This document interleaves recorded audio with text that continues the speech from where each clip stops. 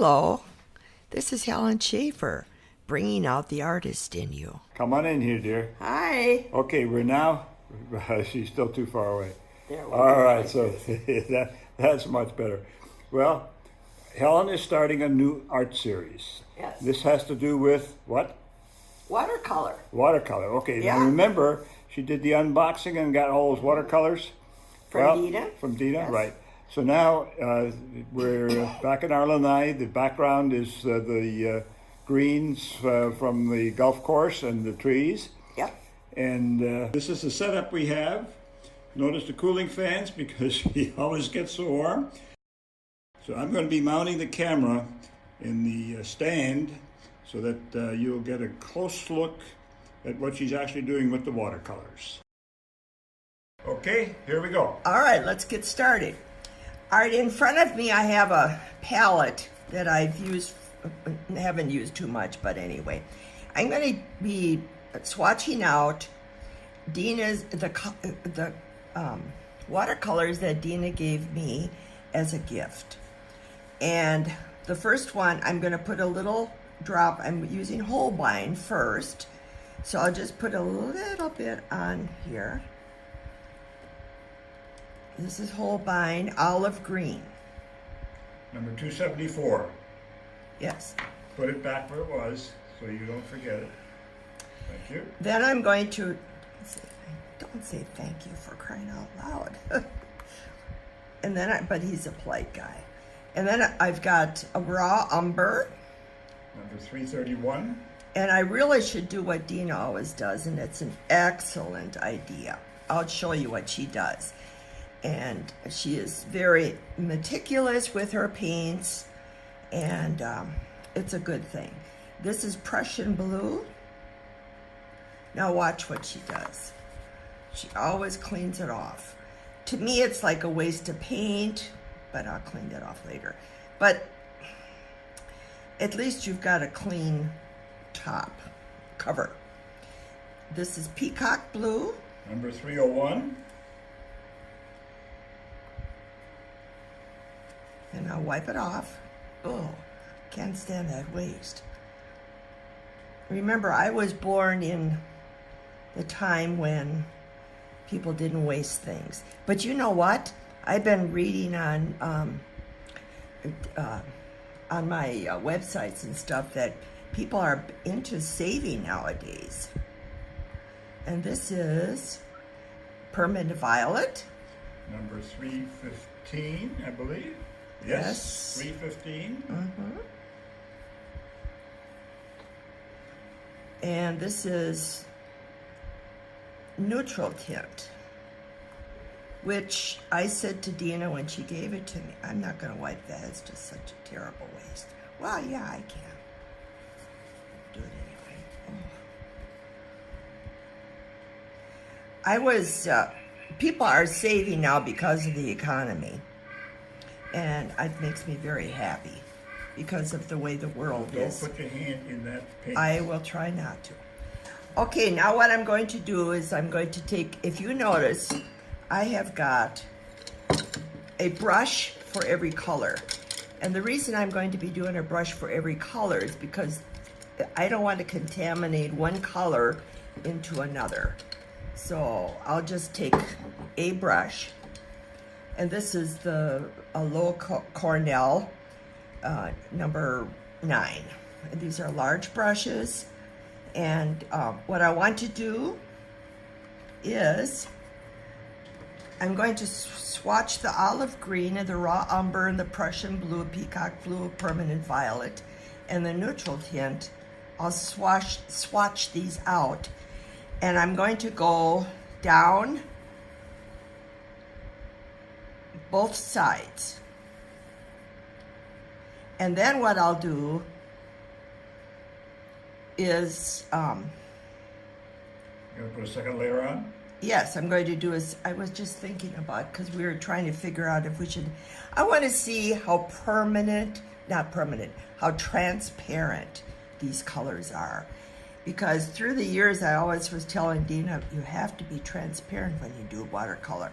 So I'm going to go halfway the second time. Okay? So I'm going to put some water and on the here. transparency will tend to show how well that middle line gets covered, right? So I got the water out. I'm going to just dab it like this so I get, so we have plenty of water. And this is going to be the first, going through the first time. I think maybe I didn't get enough water on. Well, I'll just paint it. And this is the Holbein by, and an olive green. Sure looks like an olive. It does. Plenty dark. Well, that's one thing that you don't want to do when you paint in watercolor. You don't want to be stingy. I don't want to say stingy, but I'm doing it anyway. So I'm going to put my olive green brush aside. And now I'm going to use the raw umber. So I'll take a brush, get it wet completely, dab it a little bit on the side that you think that shows, and then I'll extract a little bit of the water. And then I'm going to go like this to get plenty of paint in the bristles. And then I'm going to run it down the raw umber.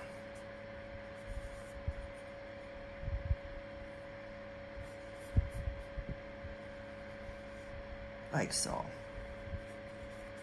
Now, to me, it seemed like when I was doing this, it looks to me like the olive green, like Dietrich said, seems to be more olivey.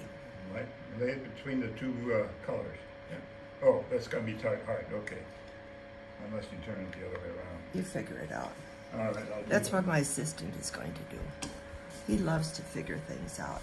Now I'm going to do the Prussian blue, plenty of water, dab it down, and then get enough of the pigment in here. Now I think this is good. How do these colors lay down? They lay down beautifully. You know, by helping me and stuff, my husband, Dena's dad, has become very, very artsy with his words. Did you notice how he said, how do they lay down? Oh, wow. That's very good. Okay, then now I'm going to take the, what's next? Peacock blue. Just the title sounds wonderful. Oops, I don't need that. You don't need that. I need That's this. Right.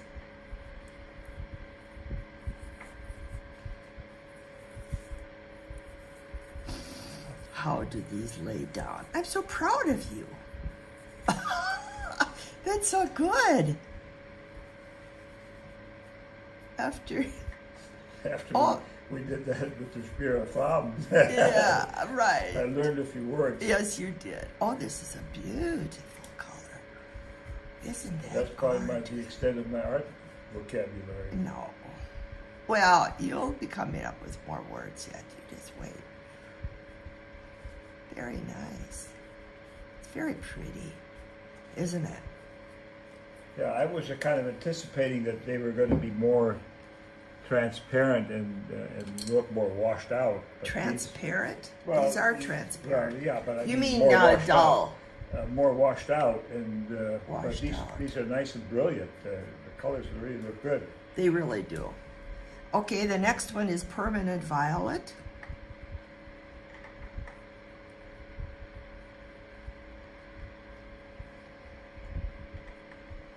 The fan really feels good.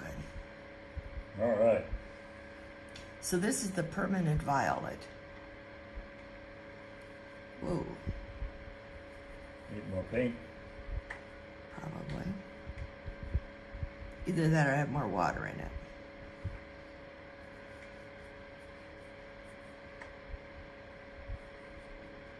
It's a beautiful color too. Now, I'd like everybody to know that after I opened the gift, then Dena talked to me on the phone and she said that she took a long time choosing the colors that would be good for me to have. Now, I don't know if she didn't ask her if she did any research or what. All right. Okay, there's the violet. Let me have that paintbrush, and then get yourself another brush. This one will be the neutral tint. So I said to her, what is the neutral tint? And then she said to me, yeah, I knew it. I knew that you weren't watching my videos. I knew it. But I actually am, but I didn't. Well, I don't know. She didn't remember. I didn't remember. Thank you, Dietrich.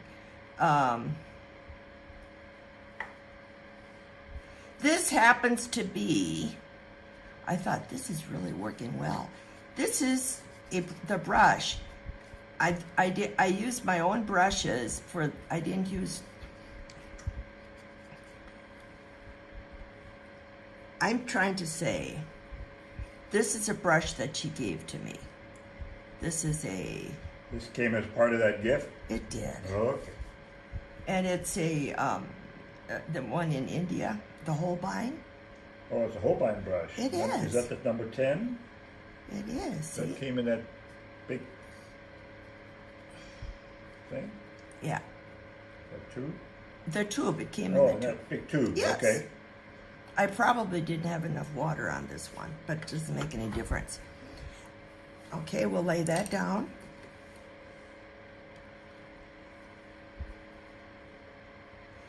And we'll let that dry. It's very, very important when you put your what watercolor is all about, it's about glazing. And you glaze one color on top of another to make vibrant tones, colors that are supposed to sparkle. And the important thing is to have them dry before you add your second layer. Now, otherwise they mix up too much and the whole thing becomes kind of a mush? They become mud. Okay. Yes. Okay, so we're going to stop right now, and we're going to get the next batch going. Okay. Okay, so now we've changed the setup, and we are now going to the Winsor Newton colors. The red, the ultramarine, the yellow, the crimson, the transparent orange, and the magenta, in that order. And Helen is going to go ahead and do the same thing she did for the This is Holbein paints. Winsor red.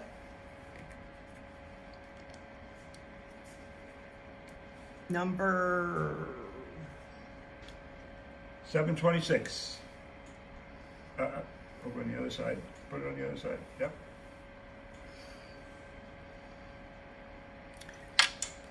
French ultramarine blue.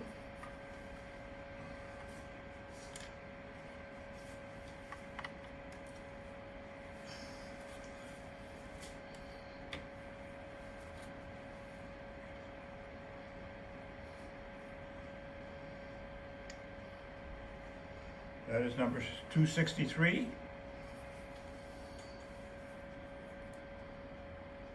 Transparent yellow.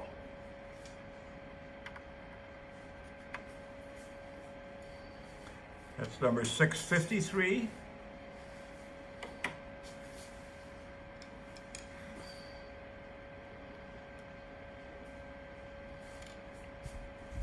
Alizarin crimson.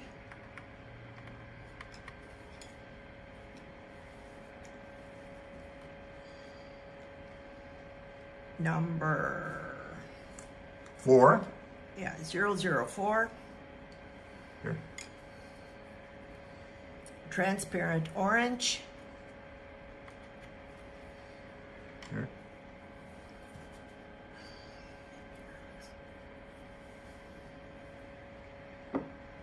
And the number for orange. That is 650, Permanent magenta. number 489.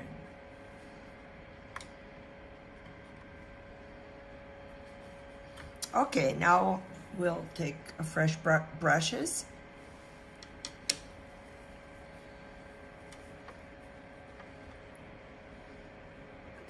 Lots of water in it. Put it on the edge. Dab it. And we're going to do the Winsor red.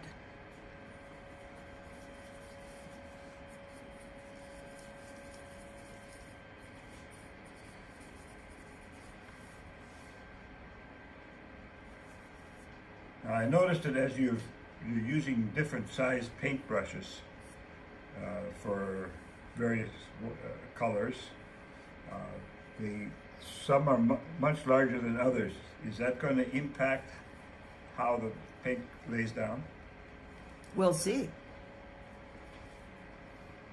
Should it? Probably not. As long as they're clean. Because you have to make sure that you clean like this is a really large brush. You have to be sure that you clean the paint well. Even by rinsing the paint, I noticed. By rinsing it in water, in super clean water, you still have a residue left. So that's why I'm doing this. This is French ultramarine. The last brush you used was a number 12, and what's this, a 14? 26. A 26? By Lowell Cornell. Oh, jeez. Yeah. And then we go to the, this is a 12 by Richardson.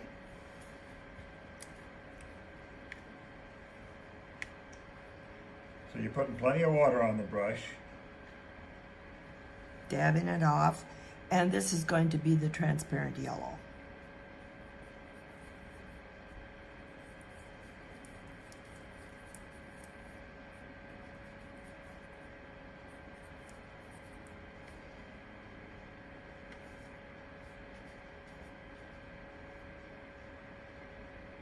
It's certainly more transparent than some of the others.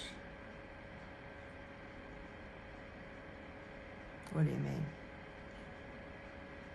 Well, if I look at the Holbeins, they weren't nearly as transparent as that particular one happens to be. Okay. You're not supposed to be forming your opinions. You're supposed to be my assistant.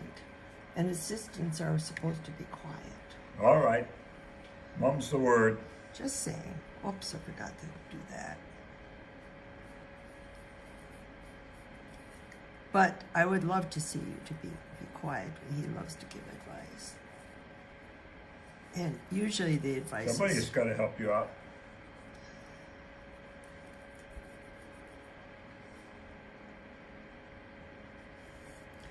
That's pretty, isn't it? Now, that's a flat brush. No, it's not. Or what do you call that? It's oval. Oval? Okay. But I do enjoy that you tried it. It would be like a flat brush with, with oval tip. Yeah, the tip is oval. Okay. Yeah, that's pretty. Okay. That's a number 16. And then we've got this one, and this is the same type, Worrison it says. And I think Dena gave me those. No, I'm not sure where they came from, to tell you the truth. And this is a How about the art supply store?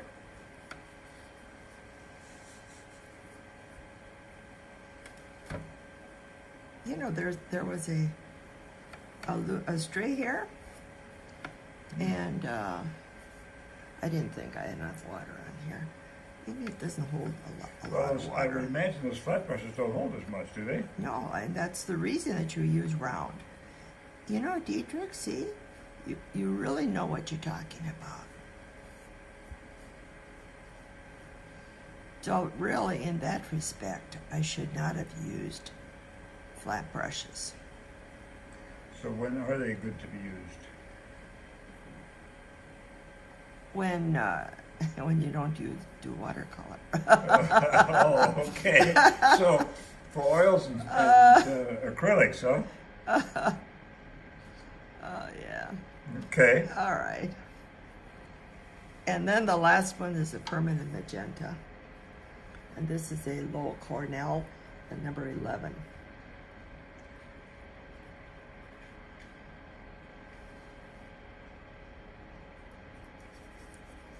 See how much water it holds? Oh yeah, a lot more. Mm-hmm. Take that thing away, won't you? More the lights. Yes, Right. please.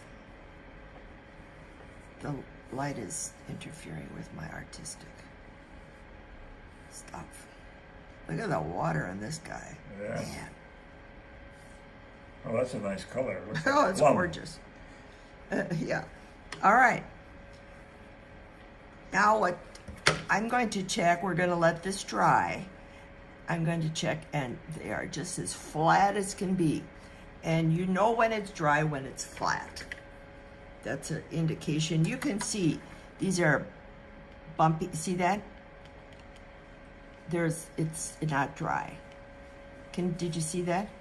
Oh yeah, yeah. The paper goes up and down. Yeah. Right. So what are you gonna do? All right. What I'm planning to do is, this is the water bottle that Dena sent, and the watercolor purists would never use tap water. They would always use distilled water. This water that I used first came out of the tap. And that will be put aside. And now, just because I wanted to tell you about the distilled water, I put distilled water in here. You know, you buy it in the grocery store. It's real, Okay, and you're it's gonna real do- cheap. What are you gonna do with this now? I'm going to dilute this so I can put my next layer on halfway to show Okay. what a glaze looks like with the second swab. Okay, but you're going to so the color, the intensity of the color is going to be a little less, right? Because you have more water with that No, particular. I don't paint? think it should be, You're saying because you're just getting the. see, this is dry. Oh, I see. So you. This making- brush, look, it's dry. Okay. It's as dry as rather than- anything could get. Rather than dipping it, you're saying you're going to put water in there, and that should make it the same thing. I would think so. Okay. So, well, let's experiment. We'll Why find don't out. we chance it? Right. Yeah. Okay. The question is, how many drops do I put in? Oh, okay. Well, Each one. start with one at a time. Take a look. Yeah, well, one isn't going to do it, I can tell you that. Well, then maybe start with 2 or 3. 1, 2, 1, 2, 1, 2, 1, 2. Was that 2? Yeah, it Okay. was. 1, 2, 1, 2. Okay, so Try that. See if that's enough. because we only have to fill half the. Now I need my. Now you need the board. I do, Okay. and I'll just mix it with the. Okay, just a moment here. Let me get that in here so people can see what's going on. Okay. So I'm just going to mix it around. Okay. And I said before, I'm just going to do the top. Halfway down. To see what it looks like with the second glaze.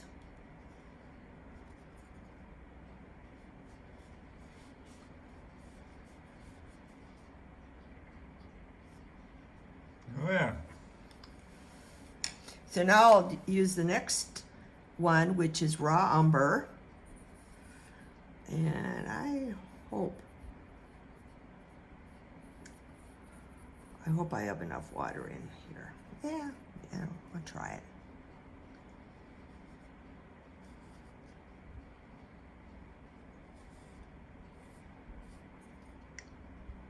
Looks like you have enough. Can't tell too much of a difference with that, can you? No. Okay.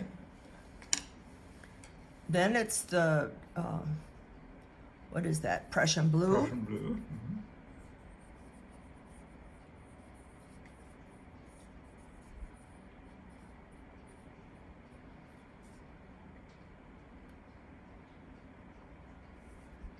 Yeah, that's better. I wonder if the reason the raw umber didn't come up as much as it almost looked like you had less paint in the well than you did of these of the other one. Now, is this the one? This is the peacock blue now, and yeah, you got more paint there, and I think that's the difference because that umbered well looks pretty dry to me.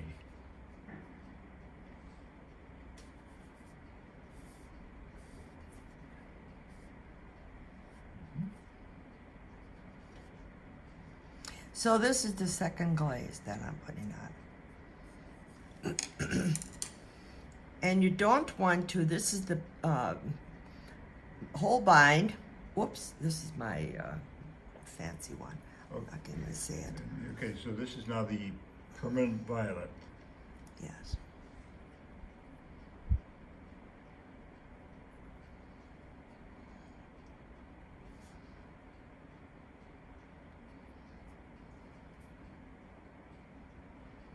See it. This one absorbs, it holds a tremendous amount of paint. This is the brush that, this is the, should I say it? Well, say it. I don't want to sound like I'm some kind of snob or anything like that. But Dena and I went to the Blick outlet in Illinois, I believe it was. Galesburg, I think it is. Yeah.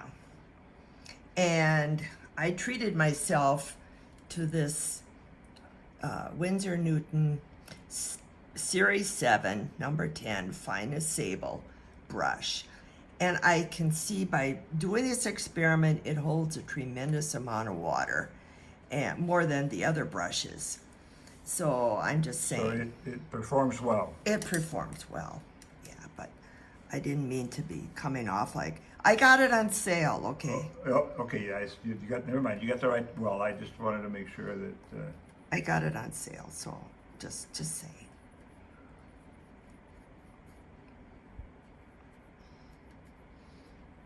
And anyway, at my age, I deserve that. That's what Dena always says. Mother, you deserve it.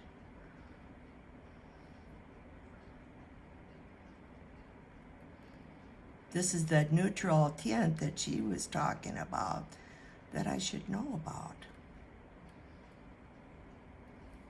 So there we are. There's the second layer. That's the second glaze. Yes. All right. Now we're not, just a minute before you turn it off. I was watching this. I think what we'll do is we'll turn the thing off again to make sure it's We'll let this completely let dry. this dry, and then we'll come back. Yes. Okay, so now we're going to put 2 drops into each of the last 6 wells. So you got your water in there now. To do. Okay, go ahead.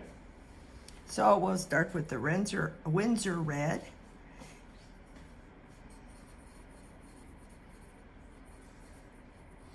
I'll pass you the next paintbrush. It's Whopper 26. You like that?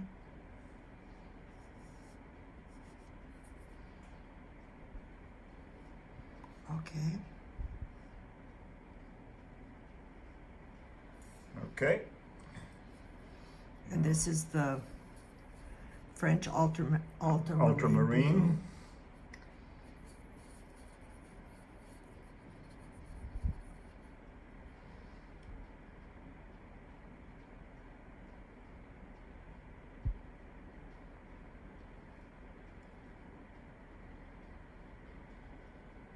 Looks good. Okay. And this That's is the transparent yellow.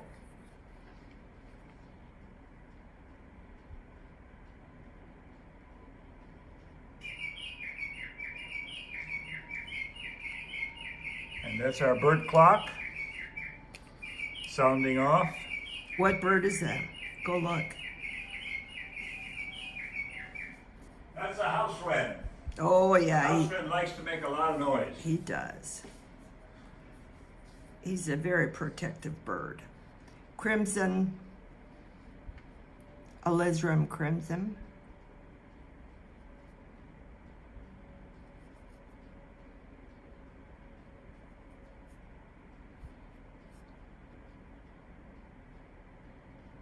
Okay, and then the transparent orange. Good, getting pigment in there, that's good.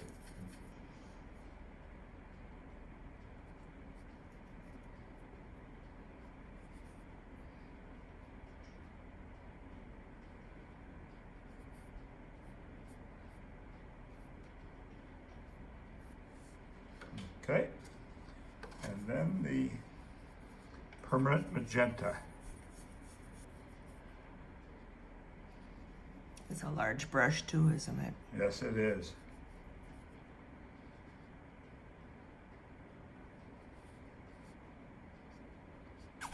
All right, you're all done with that. What the heck was that whopper? Well, that's only an 11.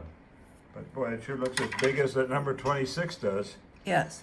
This must be just like dress sizes, depending upon what store you're going to. It could be a 2 or a 14 and they're the same size. You are so bad. Well. All right, turn it off. Then we'll analyze when this is dry. Okay, so now it's time for the analysis. That's right. So if you look at these colors that were swatched out, this is one pass, and the top is the second pass. And there are a couple things to say about it. First of all, this is the reason that you want to glaze. You want to glaze with the same color to make it more vibrant and alive. And also, you want to see about the transparency of the colors. Now, if you look at in my opinion, how I see it, I see that the transparent yellow, number 653, Winsor Newton, is probably the most transparent, in my opinion. What do you think, Dietrich? Well, yes, certainly that does look like it's the most transparent. I would say that the peacock blue of the Holbein is probably number 2. Yes. And I also think this transparent orange is very transparent. Of Winsor Newton, yes, Of I the agree. Winsor Newton. Now, the reason that you want to know about the transparency that I want to know about, this is actually very transparent too, it seems. The first pass that you make when you're making a painting and you want to do the underglaze, are you going to take a more opaque color for the underglaze, or are you going to take a more transparent color for the underglaze, Dietrich? It depends on what you're trying to achieve, but I suspect the right answer is you want something that's more transparent. Yes, because you're going to be putting other colors on top of it. You don't ever want to put opaque on top of opaque. Opaque on top of opaque makes mud. Okay? But I would suspect then too that if you have an opaque color and then you put a very transparent one on top of that, that too is not as good an effect as the other way around. No, you can do that as long as you don't put opaque on top of opaque. Okay. All right. What I was going to say is, your question got me thinking, and my brain is just so. You mean I quieted you down with that question? That's a good one. Yes, my darling, you did. Okay, all of these, what I'm trying to say is this, before that you asked that very good question. When you look at all of these colors, they are transparent. In other words, they don't cover the black line. If they were opaque, they would completely cover the black line, like gouache does, and like the Chinese white does that Dena gave me, but I didn't swatch it out. There's a thing called transparent, and there's a thing called semi-transparent. Just not quite as transparent as the original, as they're transparent. As an example, the Winsor red, the raw umber, and probably the magenta are not as transparent as the other colors. But they're transparent. Okay. Do you understand? I understand. Yeah. Yeah. It's just that the transparency's Yeah. more of one than Right. the other.